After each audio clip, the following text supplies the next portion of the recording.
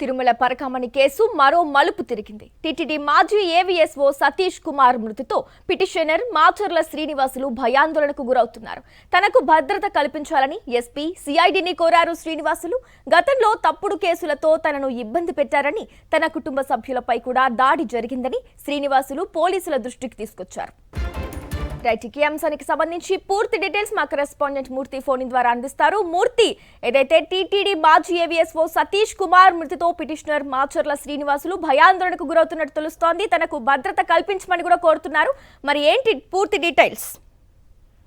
దేశీ యొక్క తిరుమలలో పరకమణి కేసుకు సంబంధించి హైకోర్టులో రిట్ పిటిషన్ వేయడం ద్వారా ఈ యొక్క కేసుకు సంబంధించి వెలుగు తీసుకొచ్చినటువంటి మాచర్ల శ్రీనివాసులు తనకు భద్రత కల్పించాలంటూ తిరుపతి జిల్లా ఎస్పీతో పాటు సిఐడి డీజీని కూడా కలిసి తన యొక్క వినతి పత్రాన్ని ఇవ్వడం జరిగింది. ఈ కేసుకు సంబంధించి ఏదైతే ఆరోపణలు ఎదుర్కొంటున్నటువంటి యొక్క తిరుమల మాజీ ఏవీఎస్ఓ సతీష్ కుమార్ చనిపోయినటువంటి హత్యకు గురైనటువంటి నేపథ్యంలో యొక్క తనకు పిటిషనర్ ఉన్నటువంటి తనకు భద్రత కల్పించాలంటూ ఆయన తిరుపతి జిల్లా ఎస్పీకి పిటిషన్ ఇవ్వడం జరిగింది. తనకు భద్రత కల్పించాలంటూ సిఐడి డీజీ కార్యాలయంలో ఏదైతే పద్మావతి గెస్ట్ హౌస్ వేదికగా జరుగుతున్న విచారణ కార్యాలయంలో కూడా సిఐడి అధికారులకు తన యొక్క వినతి పత్రాన్ని అందించడం జరిగింది. గతంలో ఈ కేసు వెలుగులో తెచ్చిన సందర్భంలో తనపైన తప్పుడు కేసులతో వేధింపులకు గురి చేశారు, తన కుటుంబ సభ్యులపైన కూడా దాడి చేశారు. ఇదే అంశానికి సంబంధించి తనకు భద్రత కల్పించాలి, తనకు పైన దాడి చేసేటువంటి అవకాశాలు ఉన్నాయంటూ అతను ఆందోళన చెందుతున్నారు.